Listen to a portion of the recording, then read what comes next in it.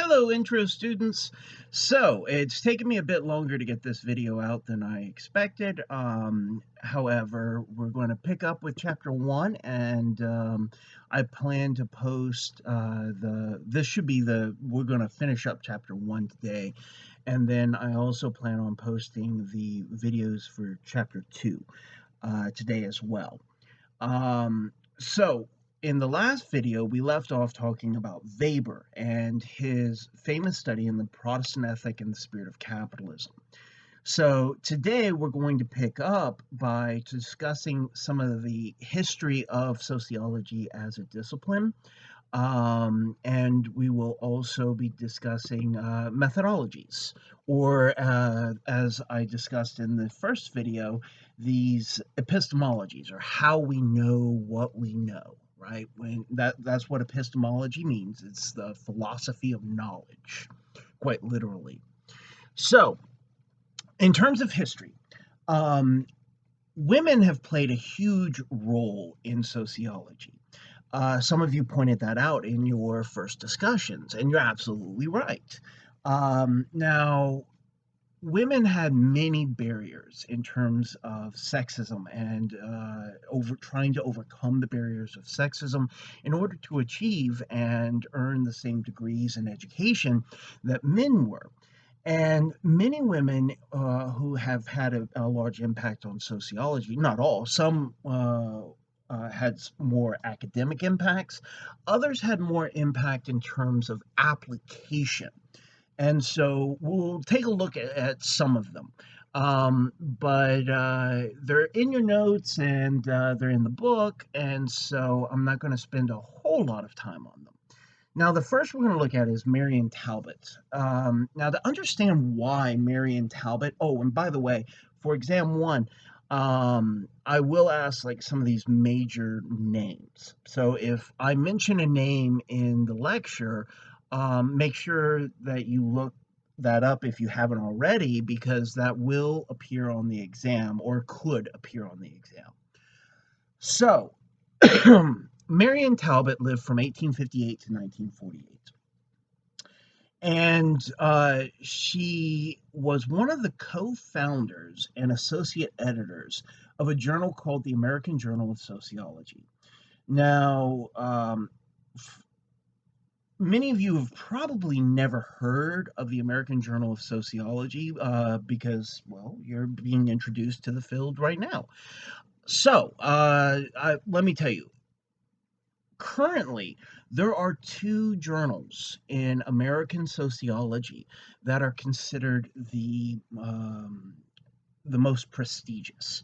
And as a sociologist, if you could get some of your work published in one of these two journals, then you've made your career in many ways. And more opportunities will end up opening up for you. So they're really big deals. The first one is the American Sociological Review, or the ASR. And the second one is the one that Marion Talbot co-founded, the American Journal of Sociology, or AJS. And so to understand what a big deal her contribution is, you have to also understand that her contribution is still a big deal today. All right. Now we see also women with backgrounds in sociology moving into politics, such as Grace Abbott, who lived 1878 to 1939 and was the first chief of the U.S. Children's Bureau. But we see right here also that stereotype of associating women with domesticity. Men go out in the world and engage in politics and economics, and women are supposed to stay home and cook and clean and raise the children. And even when women go out into the world and defy those stereotypes and the sexism of the day, we see that oftentimes they're still associated with those kinds of things. So it wasn't like Grace Abbott became the secretary or the first chief of, say, the Labor Department.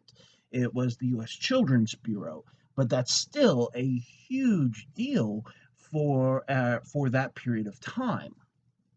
We also see Frances Perkins, 1880 to 1965. She was the first woman ever to hold a cabinet position in the executive branch of the government. And she was the Secretary of Labor for Franklin Delano Roosevelt, President Roosevelt, FDR. Now, we also see uh, Harriet Martineau, who lived 1802 to 1876. And there's probably no better example of how sociology, even though it was highly influenced by women and today especially is much more influenced by women than it was in the past, we see that Harriet Martineau is one of the prime examples of that sexism. So, for instance, she was largely known until recent decades for translating the works of Auguste Comte from French into English. She was an English sociologist.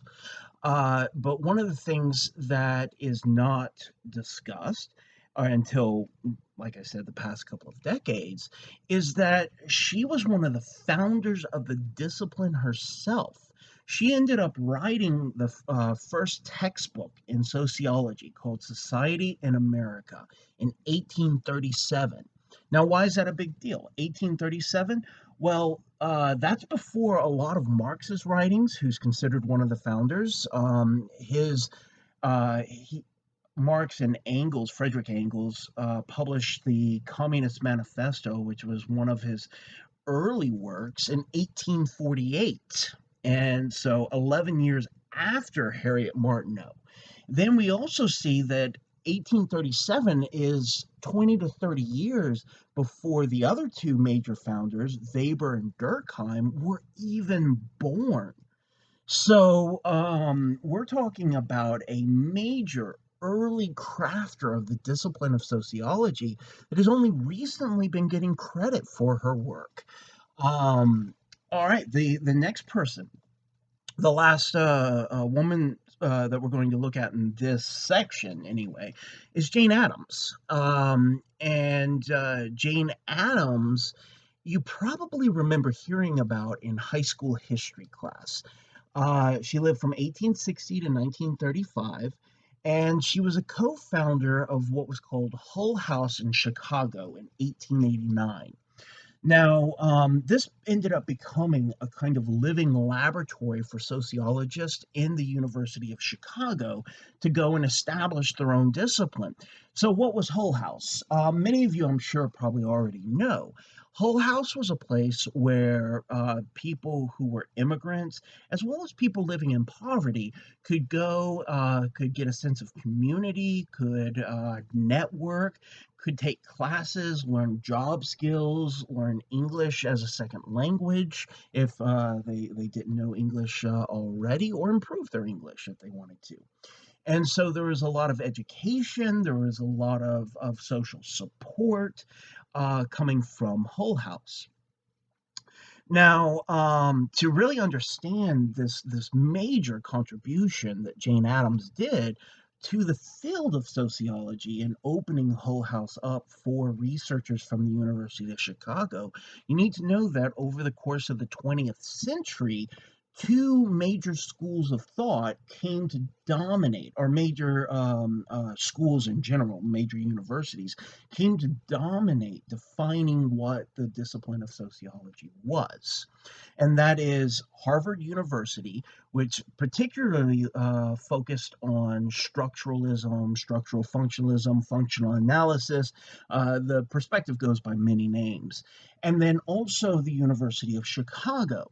Now, the University of Chicago was one of the early disciplines, or the school of sociology at the university was one of the early schools that first started looking at urban development and the ways that cities grow and how some groups of people move into certain sections, others move out, how those processes occur, and started realizing things like it doesn't matter the race or ethnicity of a person who lives in an inner city. The very conditions that bring people to the inner city end up creating certain social effects.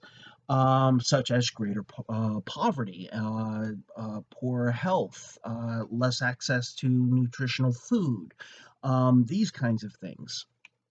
And so the University of Chicago would not have been a defining school of sociology over the course of the 20th century, most likely, if it had not been for Jane Addams. And so that's one of the things that you really need to understand about her contribution to the field. Now, while sexism was also a major deal during this time period, as I am sure you are all well aware, racism was also a major deal. And we see that early on in American sociology, we start getting analyses and studies of race and ethnicity. This is particularly coming from the works of W.E.B. Du Bois. Now, W.E.B. Du Bois, it's hard to overemphasize how important to the field he is.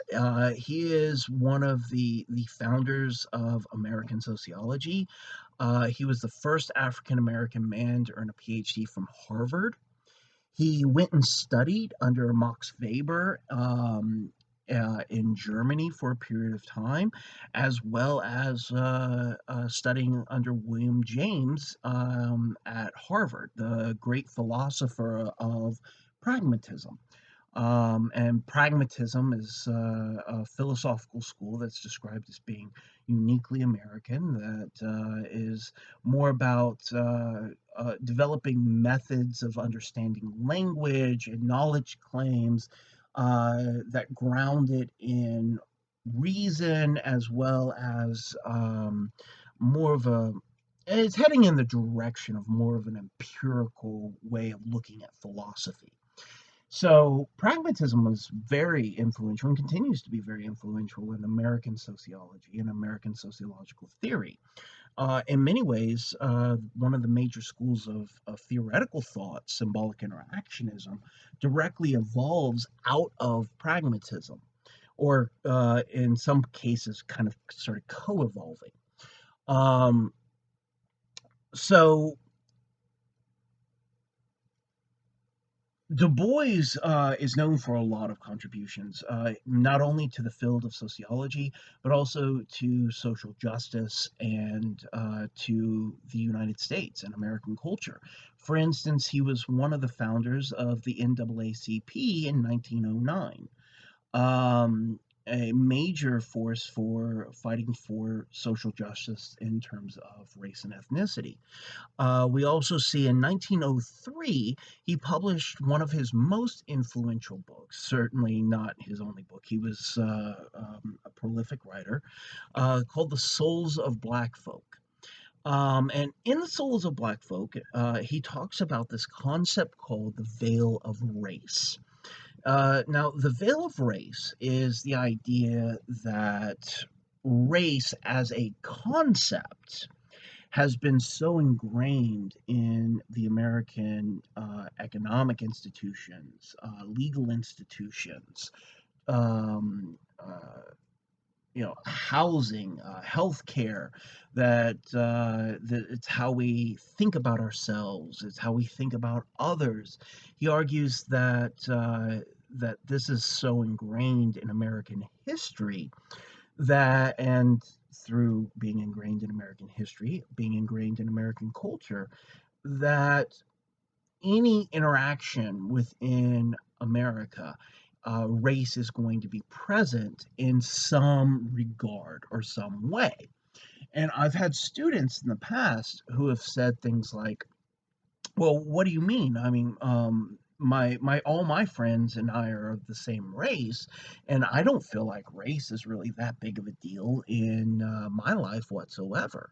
To which the answer is, well, if all of your friends are the same race, or you only have acquaintances who are of different races than you, then race is very much present in your life, clearly.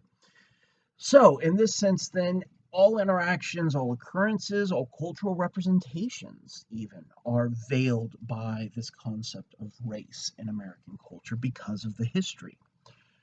Okay, so moving on in terms of the history of sociology as a discipline, uh, we see a kind of fight over the course of the 20th century emerging over what could be described as the soul of sociology. What is the role of the social scientist? What is the role of the sociologist? What should we be looking at, and what should we be doing with the knowledges that we develop through research and study? Well, there are two basic perspectives that end up being developed during this period of time. The first one is that we're going to discuss is coming from Talcott Parsons. Um, Parsons was a major defining figure of functional analysis in the 20th century. He was a major figure in the Harvard School of Sociology. And he argued for basic or pure sociology. It goes by both names. You can call it basic sociology or you can call it pure sociology.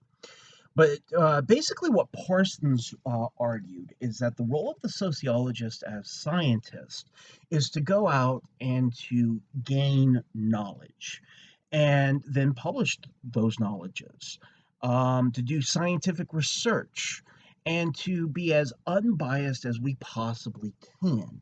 We should not advocate. We should not get involved in activism.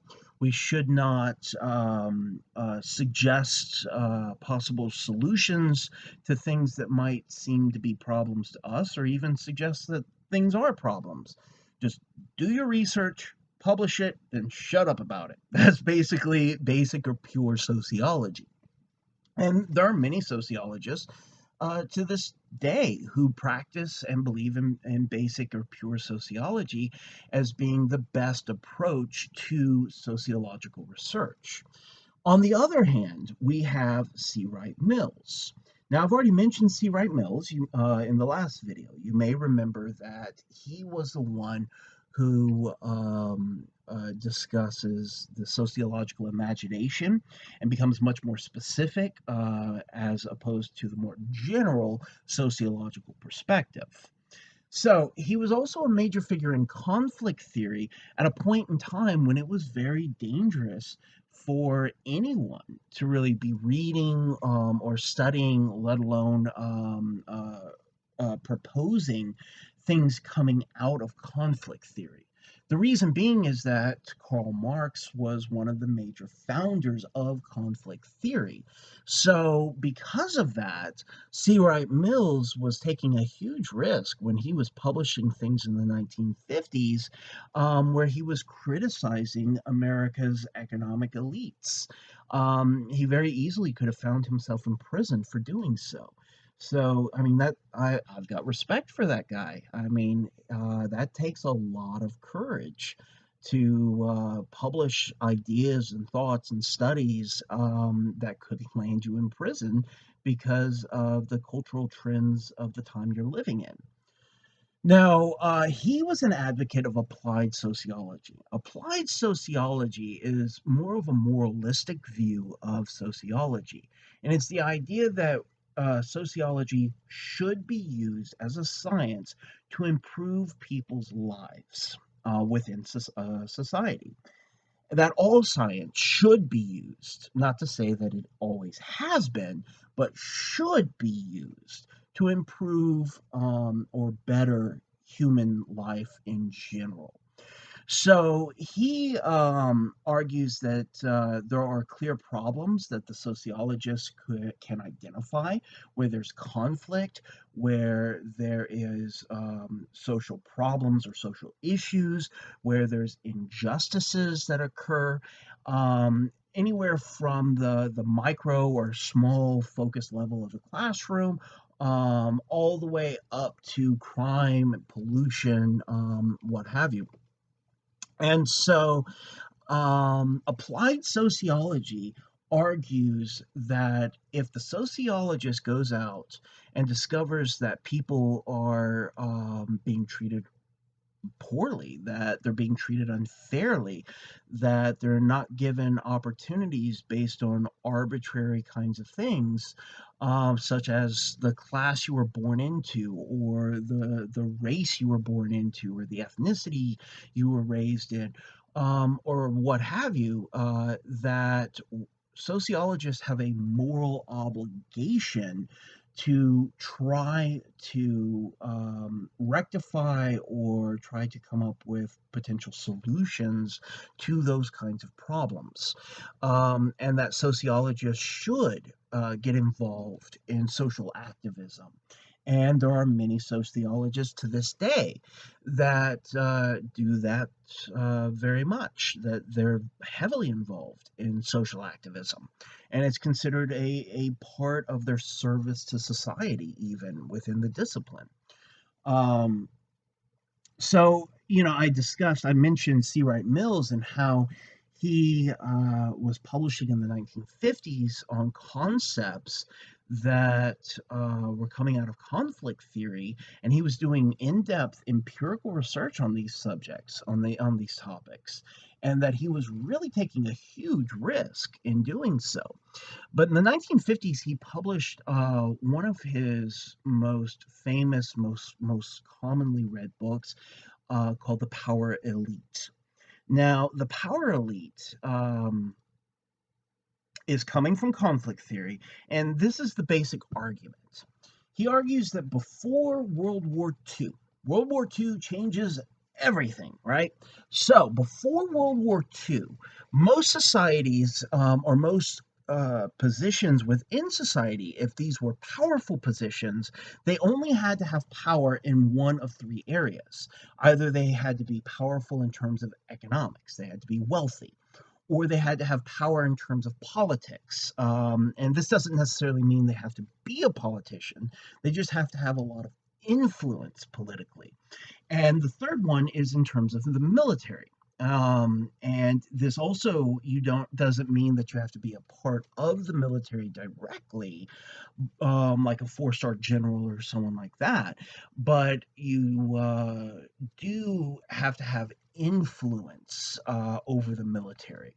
And so you could look at today like military contractors, who have a great deal of influence over leadership in the Pentagon, wielding through economic contracts on defense deals. So before then, whether or not you were a part of the power elite for your society depended on which of the three realms your society emphasized.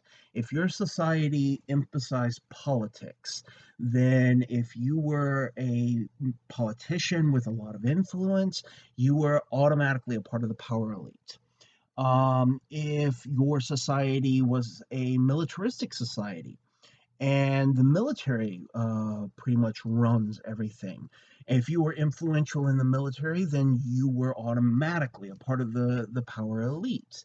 If your society focused on economics above everything else, and you were a wealthy merchant, for instance, you would just be automatically considered a part of the power elite, regardless of your relationship with the others. Now, Mills argues that following World War II, it was no longer sufficient to only have power in one of the three realms. That at this point in time, power became far more complex. And for someone to be considered a part of the power elite, they had to have power or influence in all three realms. In terms of economics, they had to be wealthy. In terms of politics, they had to have influence enough that they could sway political views and political action. And in terms of the military, uh, same thing. They had to have enough influence to be able to sway the decisions of the military.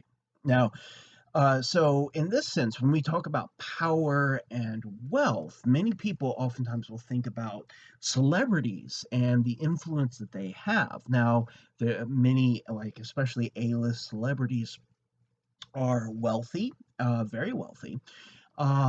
They have influence, but they don't necessarily have political influence. Sometimes they do, but it's not something where they're always listened to. They might be listened to on a particular subject or a particular moment, but not something that they're going to necessarily be listened to consistently. So, and celebrities rarely have major influence over the military. So, in this sense, then we can see how celebrities, while many people may think power elite and think celebrities, they're not actually as powerful as you think. So, who would be somebody who would be an example of someone in the power elite? Well, someone who owns a military contracting company, for instance, or someone who is on the board of trustees, or is a CEO of a military contracting corporation.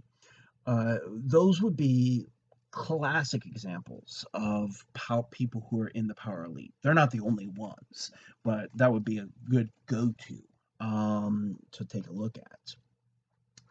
So, in the 21st century, so in this century, the American Sociological Association, or the ASA, ended up calling for a compromise between basic or pure sociology and applied sociology.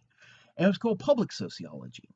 Now, originally, the concept was that sociology would be applied for the public good, but not necessarily through direct action on the part of sociologists themselves to change society or culture, but to make policy suggestions and try to guide politicians and other policymakers and people who are in the power elite, with the idea that they should have an invested interest in making life better for everyone within their society.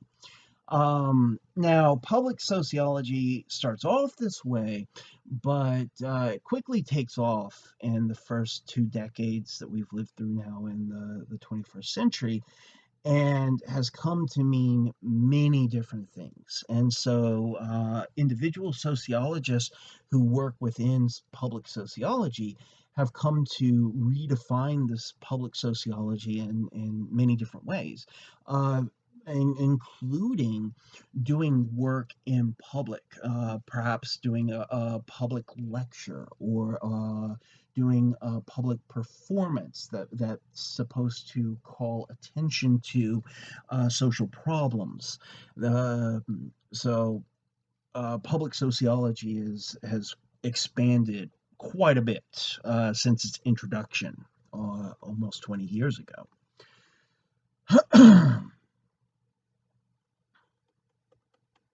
Now, let's turn to theory. Now, theory is a part of epistemology. So, sociological theory is a part of scientific theory more broadly. And theory is oftentimes one of those words that is misunderstood, that is misused. I hear people misusing the word theory all the time. I hear politicians misusing the word. I hear people in the media misusing the word. I hear people who do not have scientific training misusing the word in general. And of course, the general public misuses the word from a scientific perspective. And so oftentimes, you'll hear Americans think that the word theory means a kind of guess. Theory is not a guess. If it's a scientific theory, then that means that there is overwhelming evidence to support the theory itself.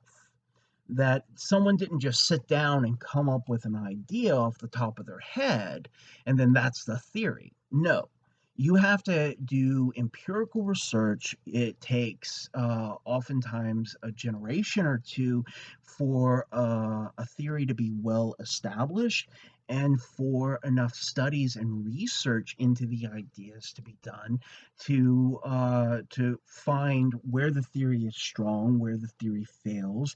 And so scientific theory changes over time as our instruments become more sophisticated, the tools we use to gather knowledge, for instance.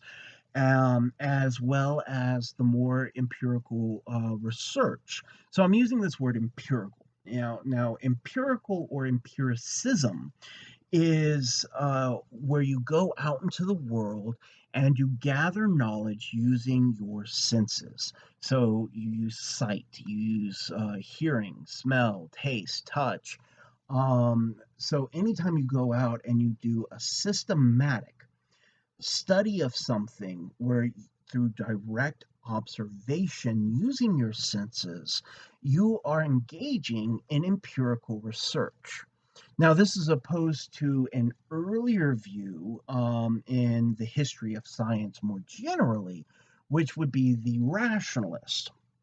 Now, the rationalist or rationalism is the view that as long as you use rationality and logic, you can sit down and come up with whatever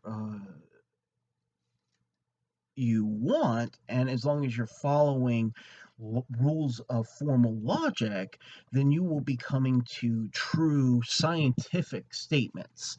Of course, science has grown and moved on from that. We're talking about centuries ago. All right.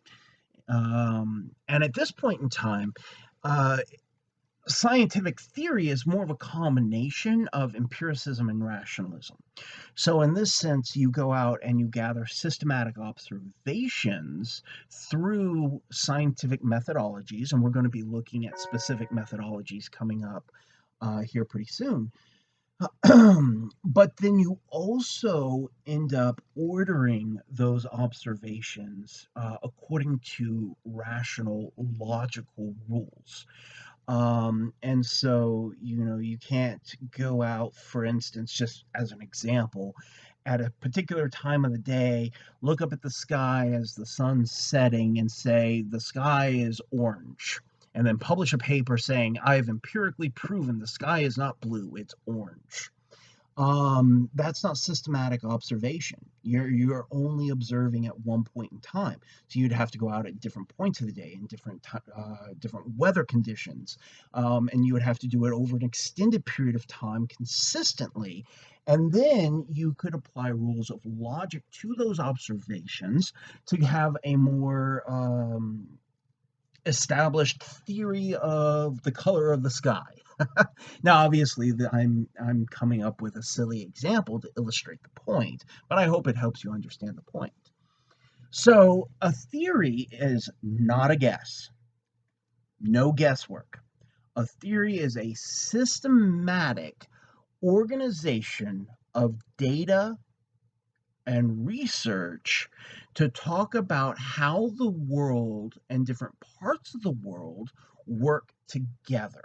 It's an explanation of how two or more facts are related to one another. So, in a theory, we might debate and tweak in terms of interpretation. We might, especially when talking about sociological theory, society and culture changes. And so, something that was a strong theoretical perspective, say 100 years ago, may not necessarily be a strong theoretical perspective today if the society and the culture has changed significantly enough from that period of time. And so this is why sometimes people end up getting the wrong idea about science, and because the media that presents scientific studies typically goes for sensationalism, and so they will use research and they'll say one study finds X, Y, and Z, whatever.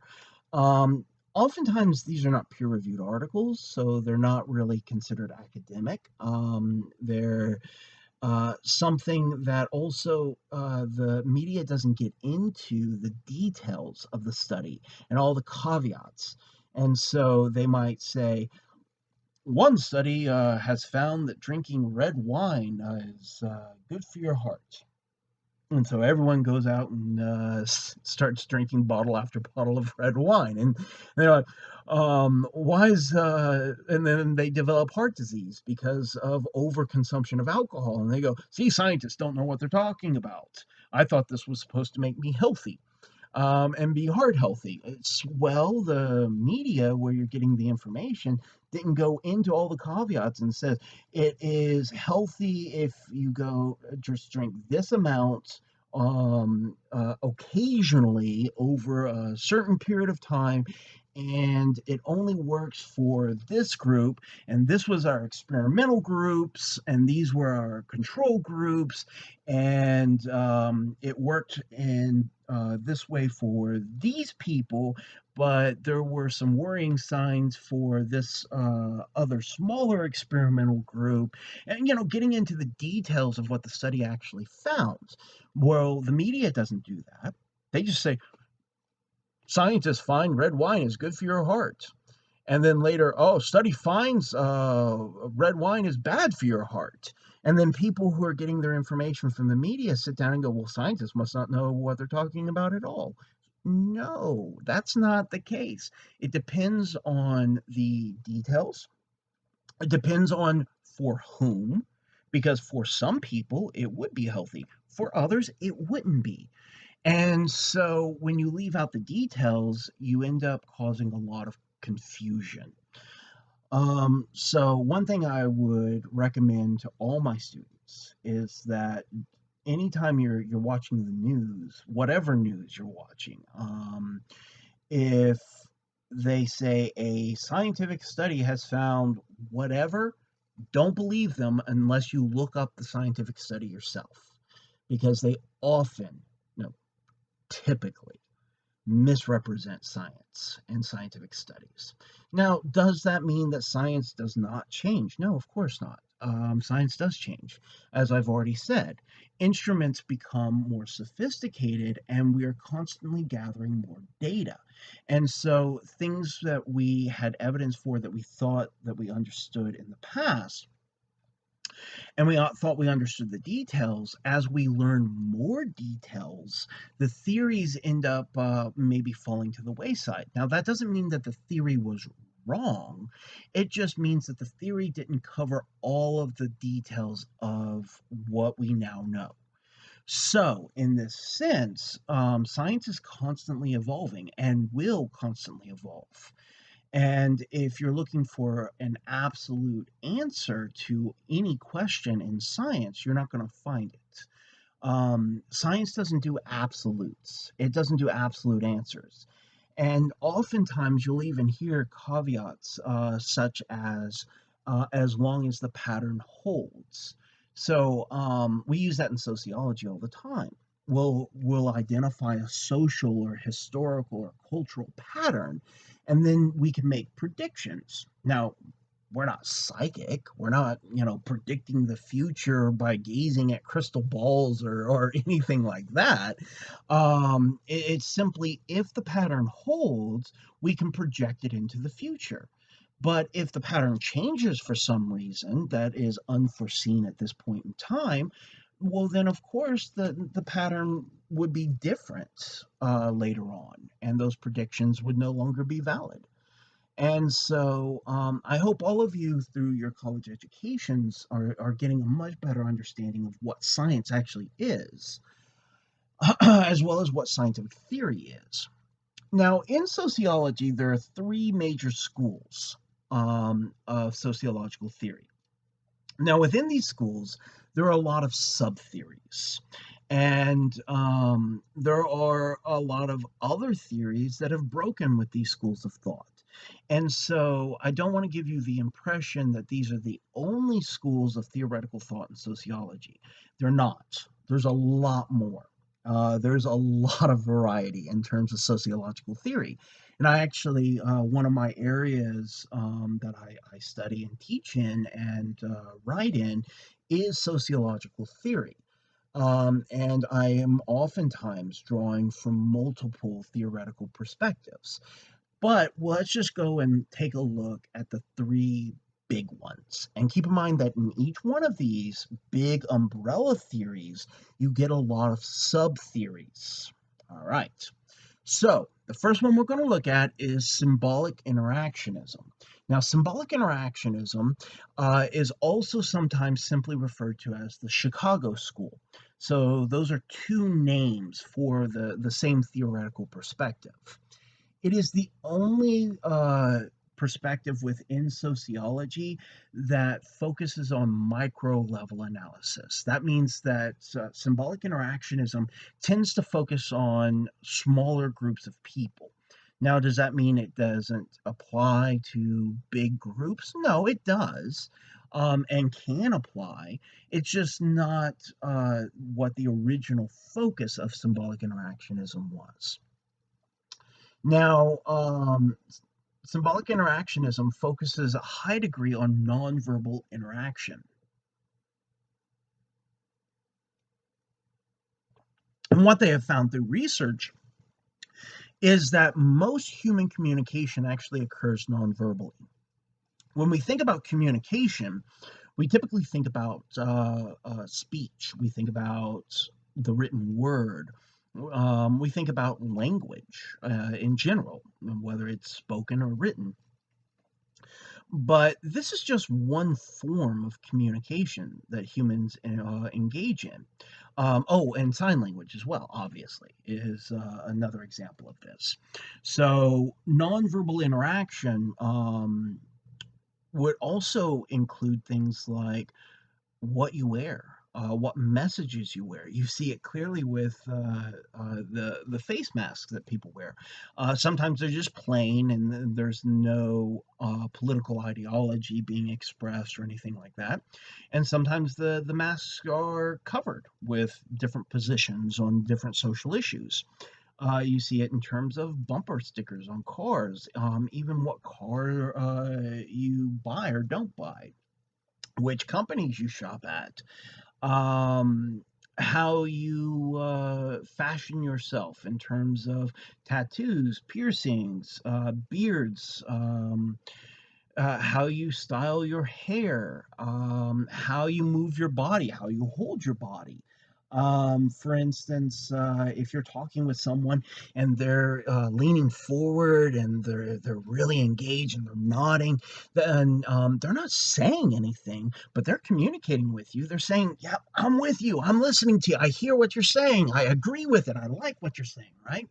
But if you're talking and someone goes, "Hmm," well, again, they didn't say anything, but they clearly communicated with you that I don't agree with you. I don't like what you just said. So, I mean, these are just some examples. But what symbolic interactionists have found is that the vast majority of human communication occurs nonverbally, not through language of any sort, be it spoken, written, or sign language. So, major founders of this school of thought would be George Herbert Mead. He's the biggest. All right, he's the biggest name. But also, we have Charles Horton Cooley. Charles Horton Cooley was a major founder. We also have William I. and Dorothy Thomas. They were very influential to symbolic interactionism as well. And so we're going to go through really quickly major aspects of five major aspects within symbolic interactionism.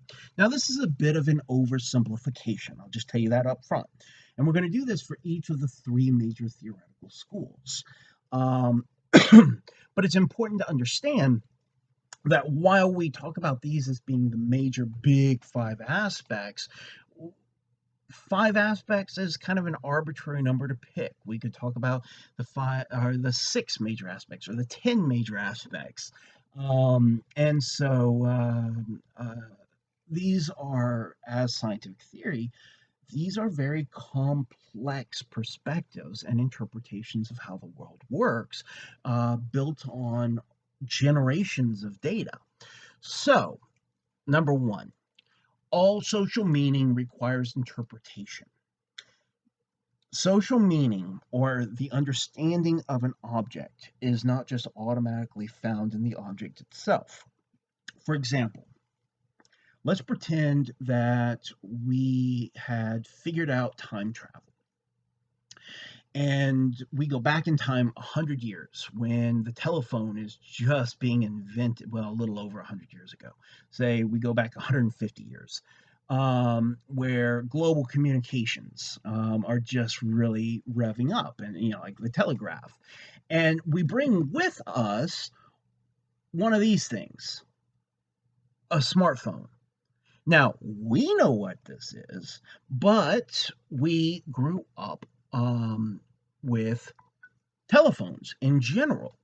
And cell phones have been around since the 1980s, and smartphones have been around since the beginning of the 21st century. So, or the early part of the 21st century, I should say. So, in this sense, then, we have had plenty of time to learn what these things are, and then also the cultural interpretations. I mean, I remember when we called things programs, we didn't call them apps. And so, how we talk about things and the knowledge that we connect to things is a social interpretation. And so, if we were to drop one of these things off 150 years ago, people wouldn't have a clue what it was. They would have no social context for it. It would seem something very alien to them. Now, we also see because society changes, so this is aspect number two, because society is constantly changing, we are, as human beings, having to constantly adjust to changes in the social environment. So, language changes, the musical trends change, fashion changes, how different philosophical perspectives change with culture. And so societies and cultures are constantly evolving, constantly changing. And because of this, especially at this point in history where the change is much more rapid than it used to be, say, just 500 years ago, is something where within your own lifetime, you have to be constantly updating yourself. Technology is one of the major examples of this for American society, for post industrial societies or post industrial economies. These are economies that oftentimes are very much focused on communications technologies, such as a computer, a smartphone, devices like tablets, these sorts of things. And so, because of this, and because these things keep changing rapidly, we end up seeing that people will end up having to change and keep up with technology, or they get left behind. And so, you can see this in terms of generational differences. For instance, just in terms of language, I'll give you an example. So, Facebook is declining in popularity, right? And people are going more towards Instagram and TikTok and these other kinds of platforms. Now, what if you hear somebody say the TikTok, or oh, I got on the Facebook, or I got on the MySpace. Some of you might not even remember what MySpace was. So, we see these changes occurring, and automatically, if somebody starts talking about it like that, you go, okay, this is somebody who's not really kept up with the technology. And this would be an example of what they're talking about. So these are people who have not continued to adjust to changes and how what those changes then mean. So number three, third major aspect of symbolic interactionism. Objects' meanings are socially constructed. So, every object in the world is socially constructed. Humans do not interact with the world directly. We end up interacting with the world through culture. So, we create cultural interpretations and definitions for things, and then we interact with the world through that. Um, So I'll give you an example. So again, let's pretend time travel were real, And we could go back in time and pick people out of very different cultural periods in American history. Say that we go back to the 1800s, the late 1800s, and we grab a robber baron or one of the major industrialists of the time, and we bring them back to the 21st century. Then we go back in time to the 1960s, 1970s, and we grab ourselves a 20th century hippie, and we bring them back to the 21st century. Say we take the 19th century industrialist and the 20th century hippie, and we show them both a forest. Are they going to see the same thing? No. Now, will they see trees, and they'll see the greenery, and they'll see the woods, of course, but what they're actually looking at for the industrialist, they'll see raw materials, something to cut down to create into commodities to then sell on a market for a profit. Whereas the hippie is going to see a shrined nature that should be conserved and preserved for future generations. So while they might be looking with their eyes at the very same object, they're actually interacting with it through very different cultural lenses. All right, now the thing to keep in mind is everything is socially constructed in this way. Everything that we interact with as a species first goes through cultural definitions. We define what it means culturally for us. And this can change and be very different from one historical period to the next. And it can change across subcultures, even within the same overall broader culture or society. And so you can have multiple social constructions going on of the same object in the same society. So it doesn't mean that every society and every culture interprets every object in the exact same way. There's a lot of variability and variety. Number four, the fourth major aspect of symbolic interactionism, kind of what I was just saying leads into this. Different social groups assign different meanings to the same objects. One way to look at this is we could define groups in many different ways, and sociologists do. We break up groups into many different types, and a lot of times these groups will intersect and have things in common with one another, or things that overlap. So if you're a part of just one group, well, that's not human. I mean, most people are parts of many different groups. So let's just use generational differences as an example. So different generations can be looked at as different social groups. Now, let's think about your parents and your taste in music. Now, you might like the same music as your parents, and you might listen, or caregivers as you were growing up, and you may uh, this example then will not have as much impact on your personal experiences, but a lot of times you have younger generations who will listen to different and newer types of music that speak more to their generation. And oftentimes you'll have parents and children getting into arguments over music, how loud to play it, what type of music you're playing, these kinds of things.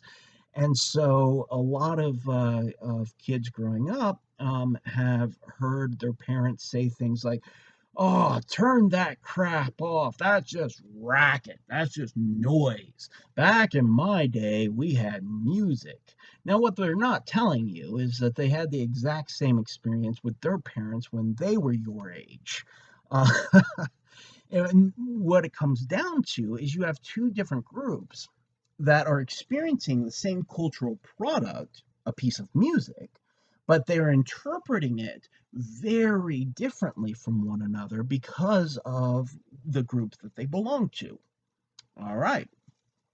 Fifth major aspect, all realities, all interpretations, all beliefs, all political ideologies, even religion, everything, economics, social structures, given enough time, will change. It's like that old saying, the one thing that you can count on, or the one thing that always stays the same, is that nothing stays the same. Everything's constantly changing. And that's basically what symbolic interactionists have found, going back through history. Everything, given enough period of enough time, will eventually change. Some things change rapidly, some things take a long time to change, but everything eventually does. So let's apply this to a more concrete example. I've been talking about symbolic interactionism in largely abstract terms, though I've provided some concrete examples to help illustrate this. Um, so your textbook, in talking about these theoretical perspectives, end up applying it to the question of divorce. Now, first of all, we don't actually have a very good measure of the divorce rate in America. Now, the divorce rate has certainly grown since the middle of the 20th century. Divorce has become far more common than it was in the past. But many of you, if not all of you, have probably heard that the divorce rate in America is 50%. Um, that's actually not the case. That's not true. Here's how people have come up with that number. They've taken the number of marriages in any given year and the number of divorces in any given year, and the number of divorces in any given year is typically about half the number of marriages in any given year. Here's the thing, though: the people getting divorced didn't all get married the same year as one another. So you can have people who are getting a divorce in a particular year who have been married for 30 years, 20 years, 10 years, 6 months. And then they're all counted as part of the divorce rate as compared to the marriage rate of that given year of all the people who are getting married in that one year. So when we do different kinds of studies in terms of the divorce rate, and we do longitudinal studies, which means we follow groups over an extended period of time, and we look at people who get married and then the percentage that eventually get divorced over the course of their entire marriage, we find that the American divorce rate can be as low as 3%. Now, there are multiple methodologies for gathering these kinds of statistics. And so, depending on the methodology employed, you can get very different numbers based on the what method you employed. That's why it's so important when you're doing scientific studies to write a method section where you tell people exactly how you're gathering your data and how you're interpreting it, so that we know, okay, well, then this would be the divorce rate if we look at it from this perspective. This is the divorce rate if we look at it from that perspective. A lot of times when people hear statistics, they think they're written in stone and they're concrete. Whereas when you're coming up with statistics, there's a lot of interpretation in terms of that. And a lot of times, the statistics you come up with depends on the method that you employ, the methodological or research design that you use. So, let's look at it like this. What are the major things that are changing in terms of marriage in America?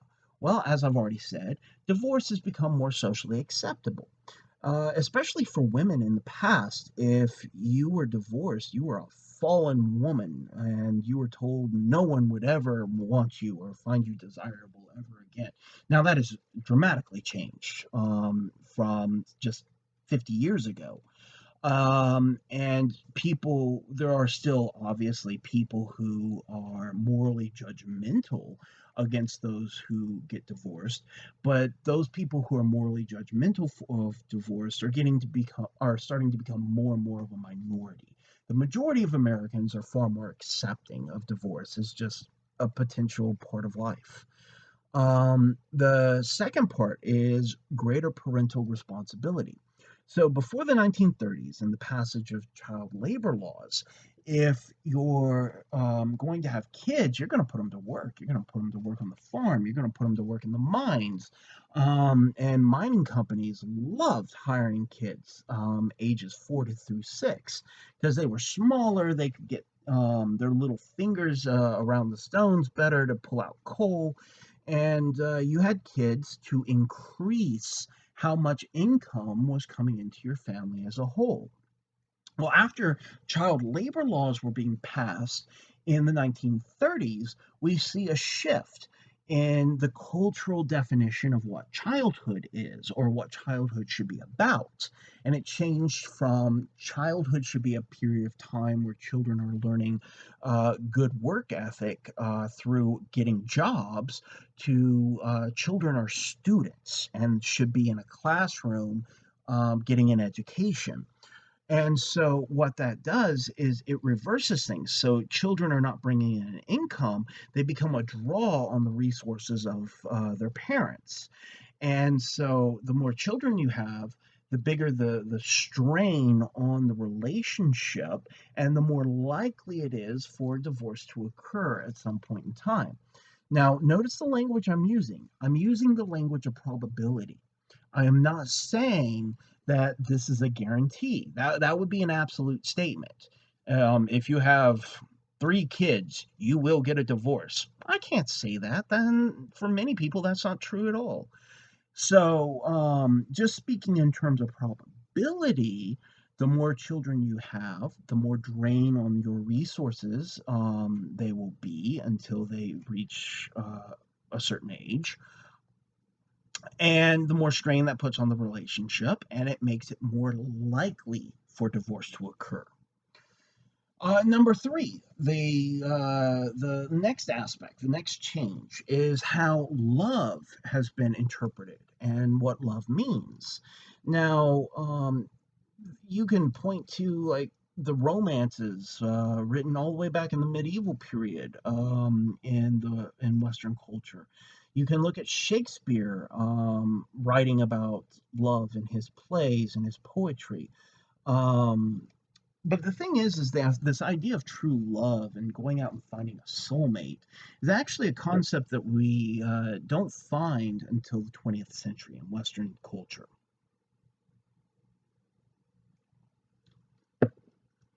And so people in the past didn't get married for love.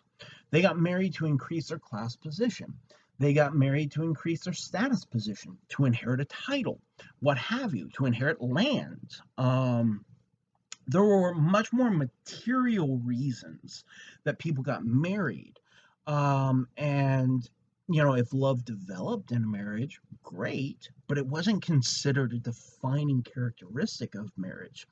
You could have a successful marriage in the 1800s and not love one another whatsoever. And that wouldn't really even be considered a relevant issue for whether or not your marriage is a good one. Now, in the 20th century, though, this changes and people start getting married for this concept of true love. Here's why this makes divorce more common. If you're getting married for economic reasons, if you're getting married for status reasons, well, you lose those material benefits if you get a divorce. And so, even if you can't stand the person you're married to, you might decide that you can live with it just so long as you continue to get the material benefit of it. Whereas today, now that makes marriage much more stable, right? Because those kinds of conditions don't typically change suddenly. However, once you base it on this notion of true love, you're basing the whole reason for a relationship on emotion. And emotions can be fickle. Emotions change as you grow and as you change as a person. We can also see this in terms of lifespan. It's one thing if you're talking about people in the 1800s who get married and they might only live to be in their 30s or 40s, especially if you're working class. Um, and so you get married young, you have kids young, and you die young. In which case, then you're not. It's a lot easier to stay married to somebody if the marriage is only going to be 10 or 20 years and then you both die. Whereas if with the extension of lifespans, suddenly the prospect of being married for 60, 70, in some cases up to 80 years is a very different prospect. And so it was also the extension of human life through medical sciences.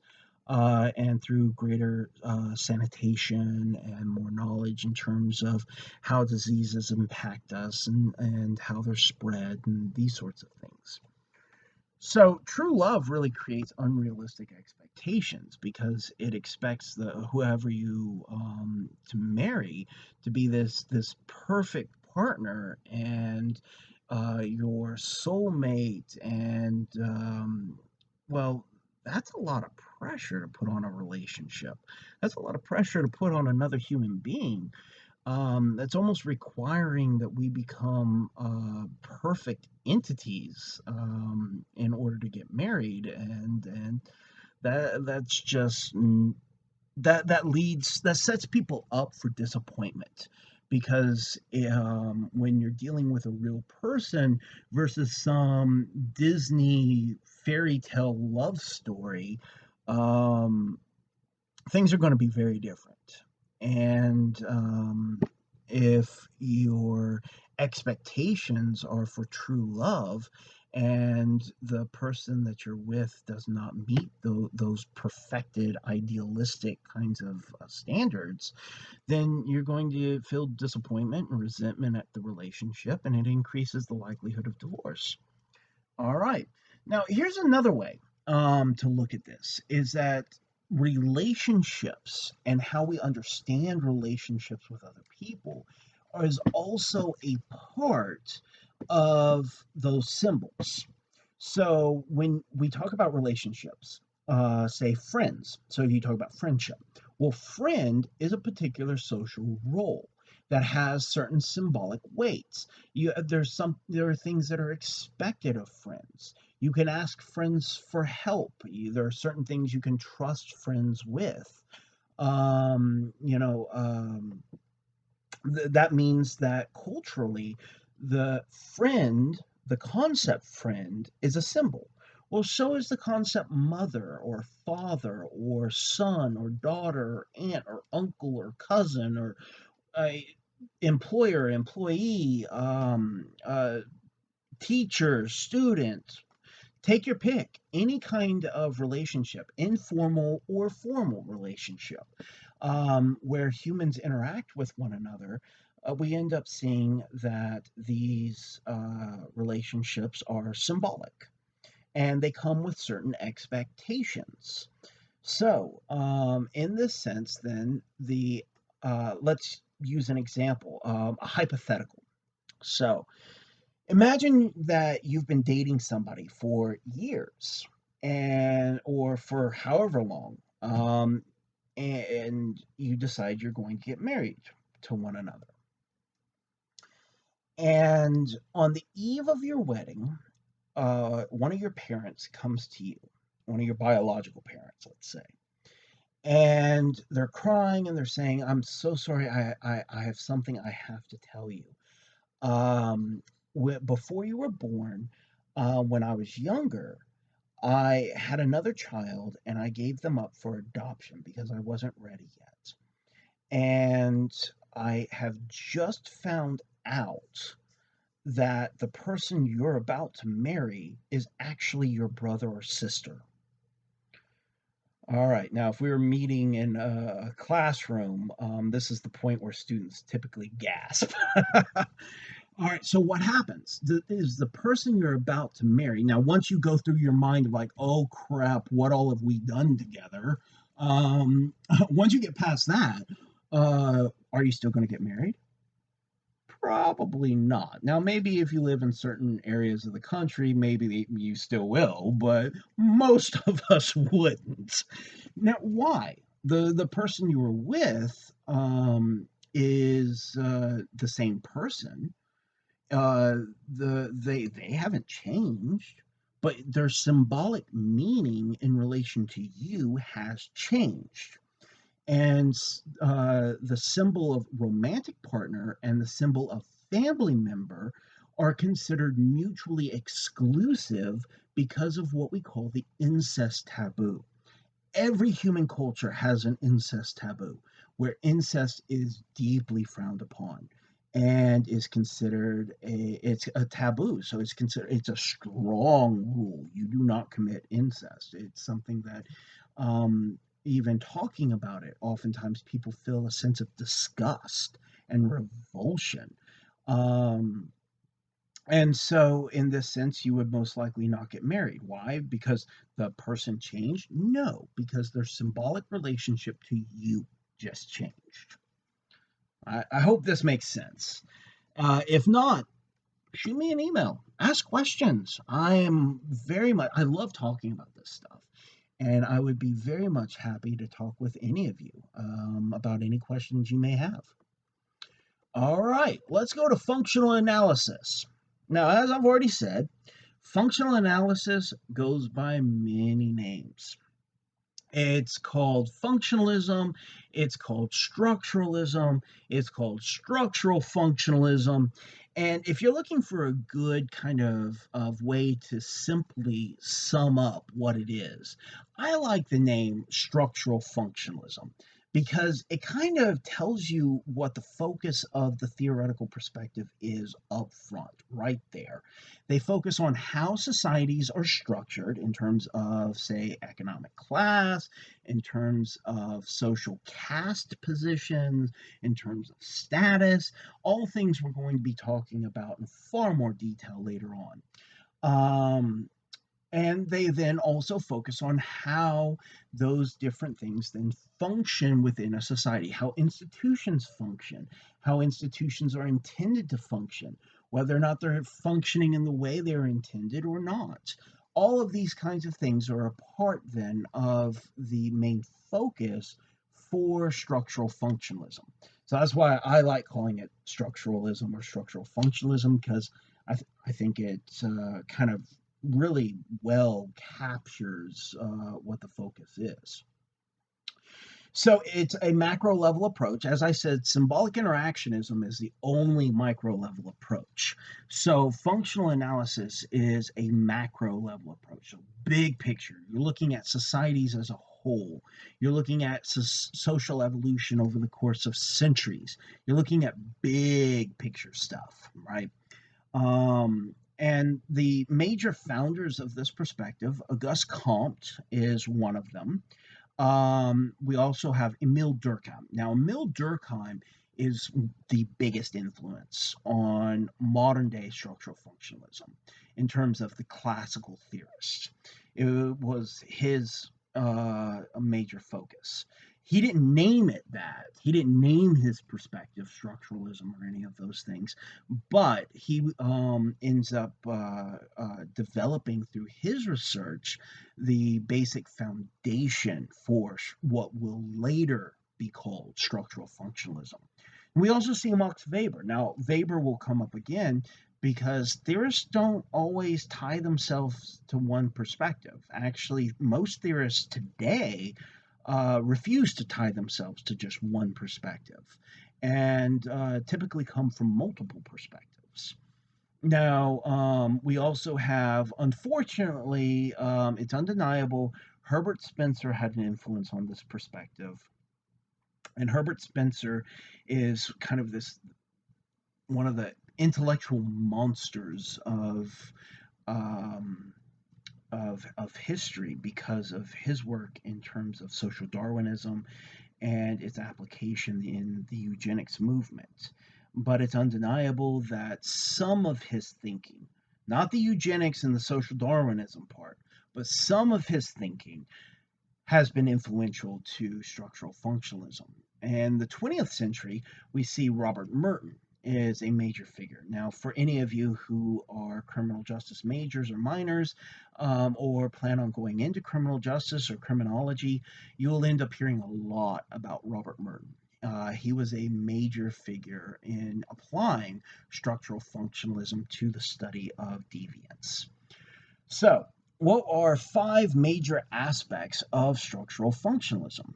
Well, the first one is that in terms of what society is. Society is a problem solving entity. That the whole purpose of a society is that people come together in order to make their lives better.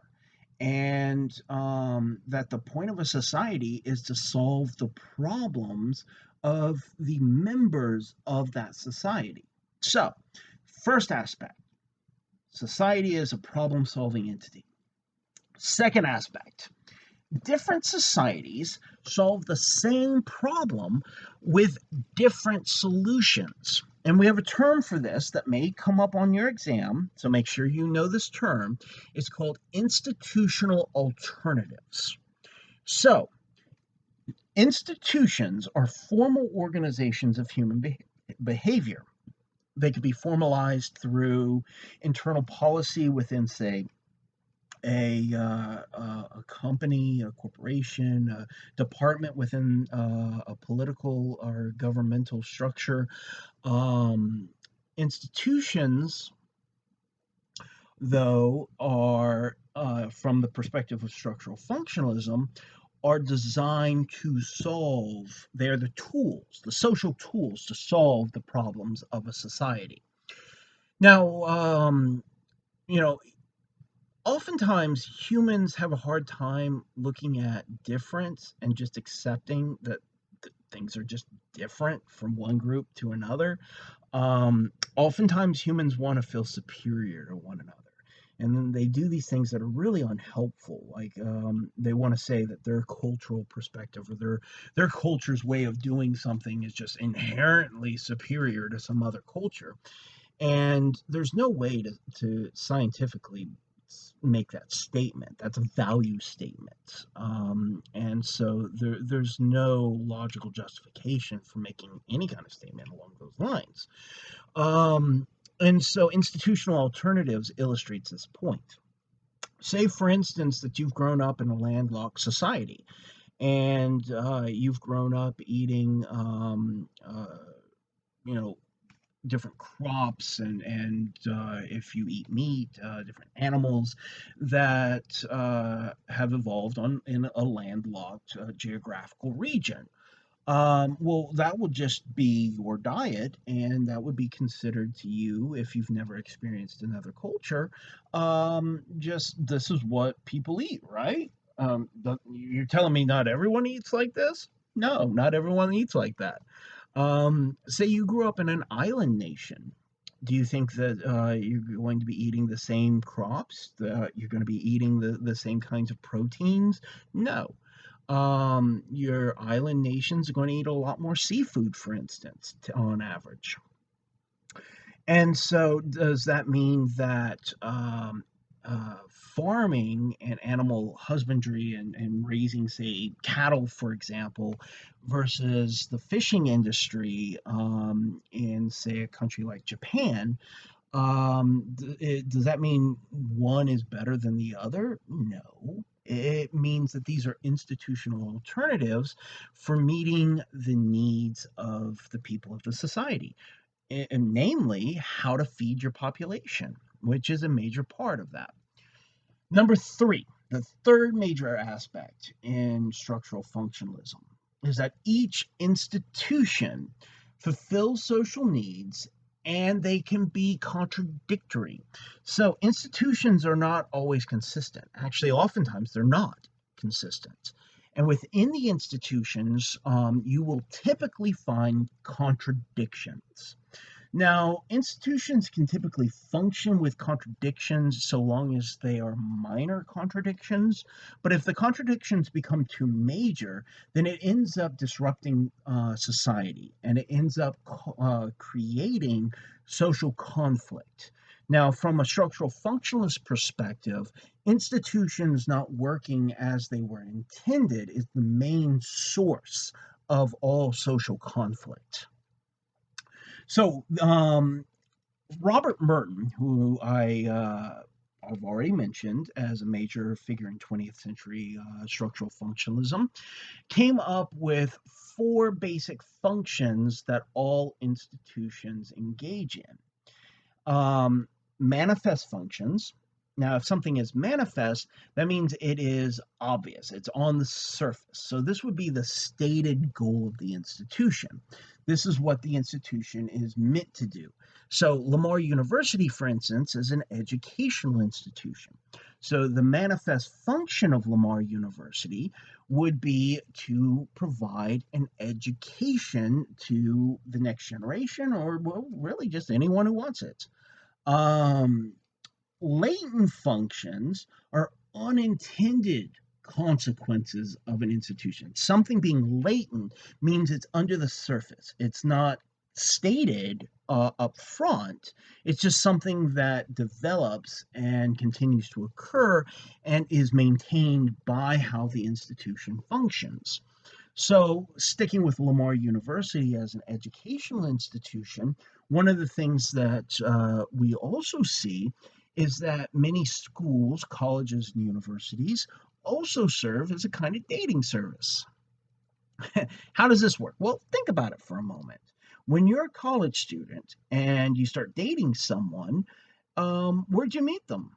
You might have met them at a school event. You might have met them at in a school club or student organization. You may have met them in a class that you just happened to take together. And so, oftentimes, when college students date, they're dating other college students from within their own institution. So the manifest function is getting an education. The latent function would be finding romantic partners. Now, the next two are positive functions and negative functions. And this depends on whether something's a positive function or a negative function, depends entirely on whether or not the manifest function and the latent function contradict one another or work together with one another. So let's stick with the example I was using. Say that you're dating someone in college, and the person is very serious about getting good grades. They want to have a high GPA. They study hard, and say that you start taking classes together and studying together, and not just saying you're going to meet up to study and then watching Netflix, but actually studying together. And your grades start to improve, and your understanding of the material starts to improve. Well, then Robert Merton would call that a positive function. The manifest function and the latent function are working well together. Now, say that you're dating someone and they're more interested in partying and socializing. And it is one of those things where it's like, oh, let's meet up to study. And you actually end up going to a party instead. Well, and then you start to see your grades slip, and you're not understanding the material as well, and you're not doing as well in school. Well, in that sense, then that's a negative function because that means that the latent function is getting in the way of the manifest function. All right. So, number four for structural functionalism. Heterogeneity does not lead to social entropy for two reasons. First, let me break down these two words. Heterogeneity just means a lot of diversity, so a lot of difference. And you'll hear people make an argument that the more diverse a society is, the more diverse a culture is, and the more subcultures there are, the less stable the society or culture is. That's not what we find in sociology. That's a statement of belief, not of scientific evidence. Uh, so that leads then to entropy, the concept entropy. Now, this is something that's borrowed from the natural sciences, like physics, for instance. Entropy is the tendency for things within closed systems to break down. So, in other words, if let's take, for example, planetary science. The Earth, in terms of energy, is an open system. We're constantly receiving more energy in our planet from the sun. And that has fueled biological evolution. It's fueled atmospheric changes, all sorts of things. So, in this sense, then, what if the sun were to go cold? In that sense, then, all the energy that the Earth has would be all the energy the Earth has, and that's it. Well, then the Earth would be a closed system. Now, this is just a hypothetical. Don't freak out. The sun's not going to go suddenly cold on us or anything like that. This is just a thought experiment. So then the Earth at that point would be a closed system, and things would start to break down. Vegetation would die. Animals that eat vegetation would die. Animals that eat vegetation would die. We would end up seeing just a wave of mass extinction where things are all falling apart. That's entropy.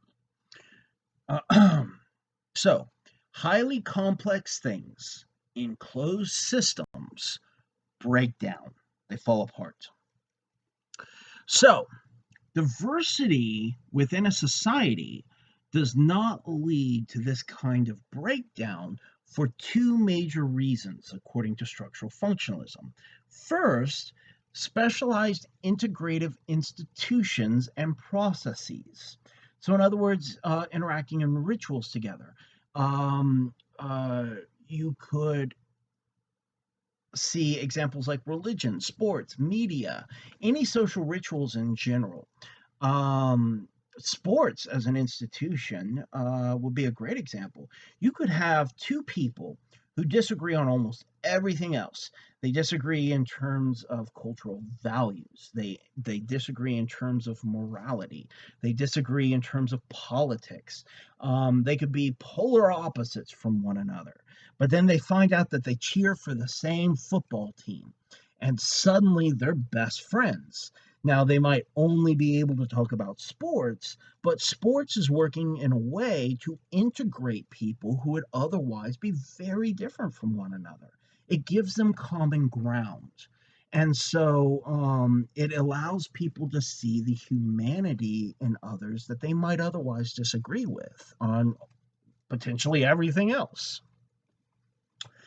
And then the second reason is consensus on core cultural values. Now, let's think about this for a moment. If I say the word values and you think about values that are controversial, values that are being debated, values that are wrapped up in what we have called the culture wars, which is a really poor way of talking about culture, but that's what you hear among media pundits is we're in culture wars. Um, Clearly, I'm not a fan of that language, but if you're thinking about values that are wrapped up in things like that, you're not thinking of core values. Core values are so common and so ingrained within a culture that oftentimes people have a hard time even articulating them or explaining them.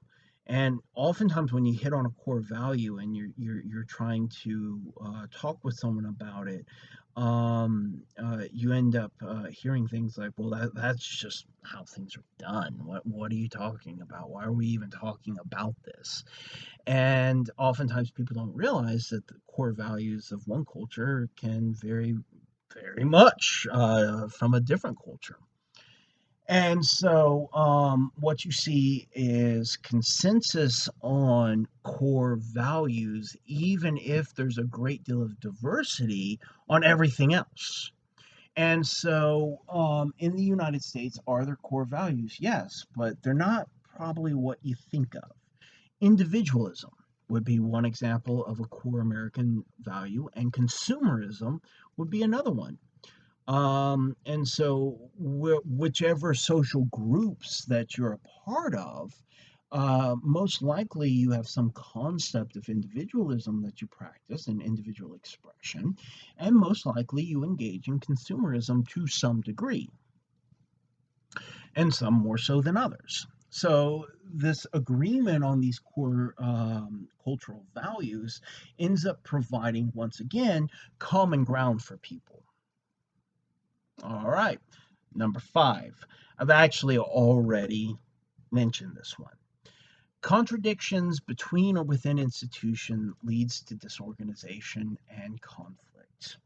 So when social conflict occurs, it's not about the people who are in conflict with one another. It's about institutions failing people.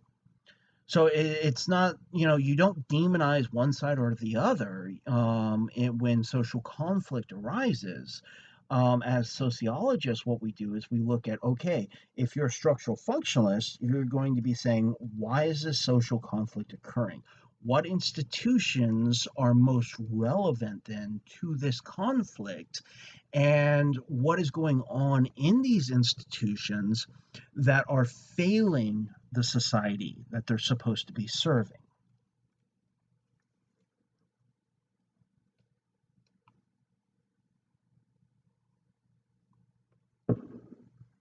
Now, structural functionalism.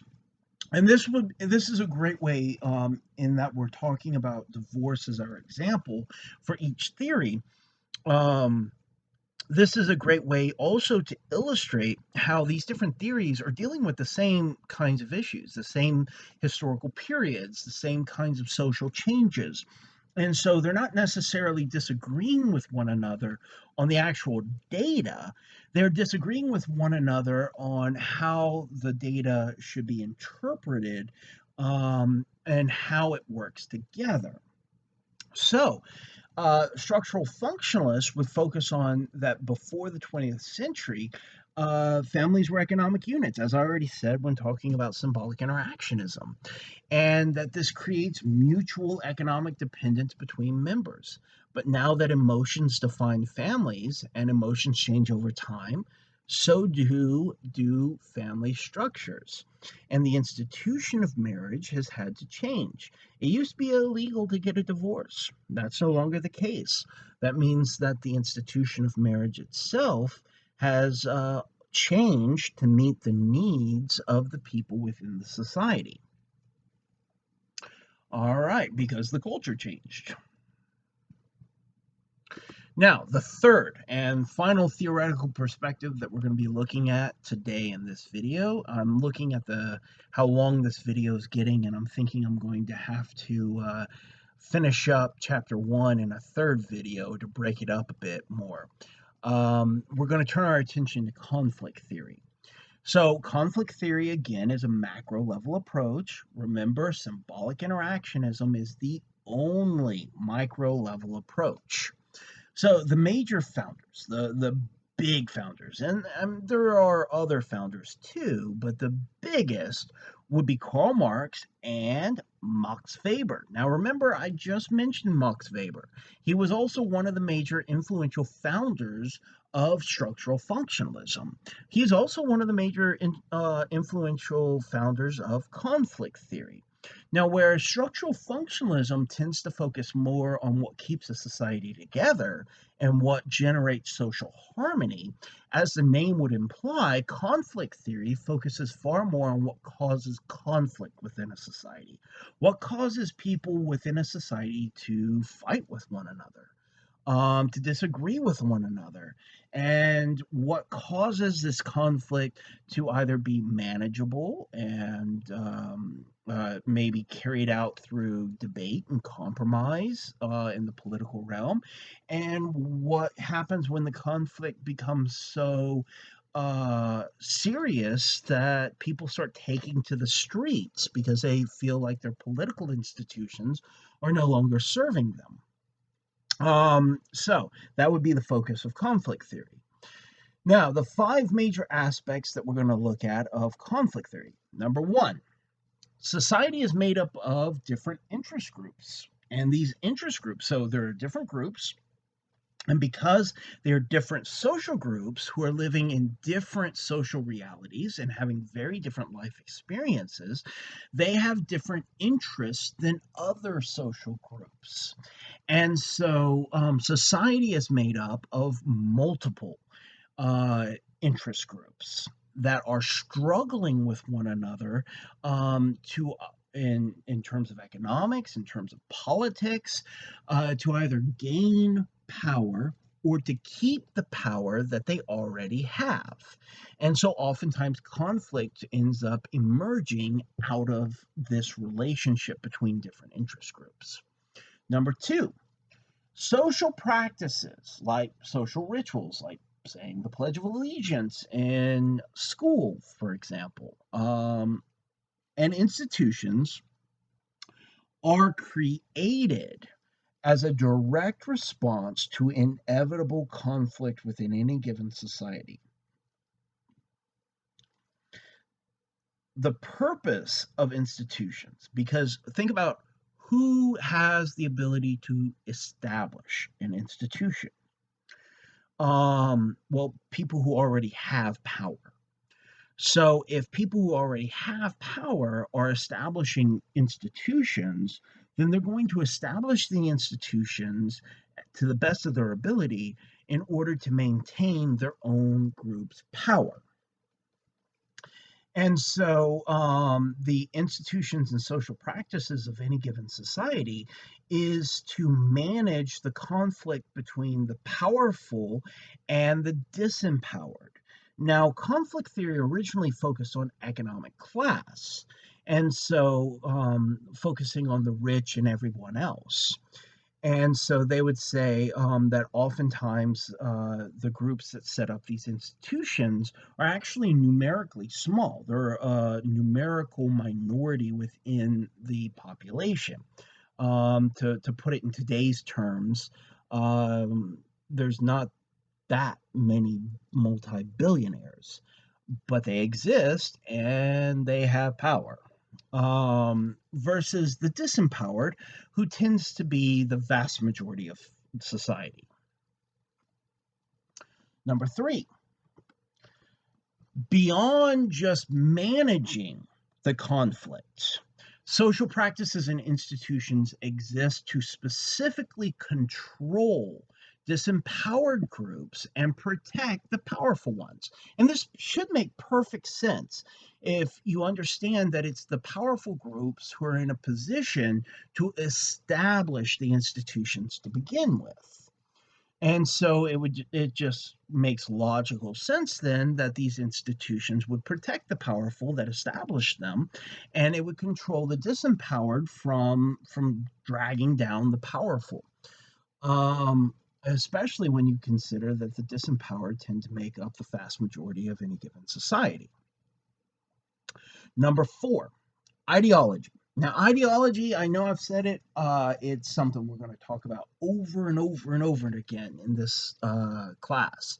Ideology is a major part in terms of sociology. Ideology is a worldview, any worldview. Sociological theories are ideologies. Science itself is an ideology. That science is, in terms of academics, the major way that we gather knowledge is itself ideological. I mean, we could just sit around and make shit up and say, well, this is the correct way to do things, kind of like the rationalists did back in the day. Um, and then that would be our ideology at that point in time. So ideology is a perspective. Now, sometimes ideology can come with evidence, and there's evidence to back it up, such as scientific theories. Oftentimes, ideologies are more based on belief without evidence than they are based on actual evidence. So, ideologies can be based on evidence, but the vast majority are more typically based on beliefs and emotions and what your parents and caregivers told you from their ideological perspectives while you were growing up. Now, ideology, the dominant ideology, so the ideologies that are practiced by social institutions and that are expressed through social practices such as rituals, um, always are in terms of legitimating or justifying how things already are. And how things already are in sociology is typically referred to using the Latin phrase, the status quo. So, anytime you hear or read the term status quo, that is simply referring to how things already work, how they already are. So, in this sense, then, ideology, the dominant ideologies that are practiced by institutions and expressed through typical social rituals, legitimate the status quo and can even make people behave in ways contradictory to their own best interest. So, if the ideology says you should vote for this policy and you do, and then that policy ends up shutting down the industry that you work in and you lose a job, well, you just helped shut down the industry and lose your job. Um, and so, in this sense, then, ideology is incredibly powerful. And people will sacrifice their own interests in order to be ideologically consistent, even if the ideologies that they believe in hurts them. All right. The fifth one, number 5. Social change does occur, according to conflict theory, through organized collective grabs for power. So, when a group can organize and then are successful in gaining power that was typically monopolized by a different group, now a couple of things can happen. Now, maybe one interest group ends up supplanting a different interest group in terms of who's dominant within a society, or it could be people are trying to gain more power as a social group for the purposes of greater equality with the dominant social group or who's been dominant historically speaking. Now, let's give you an example. Let's take medical doctors as our example. Um, how would how would structural functionalists make sense of medical doctors being so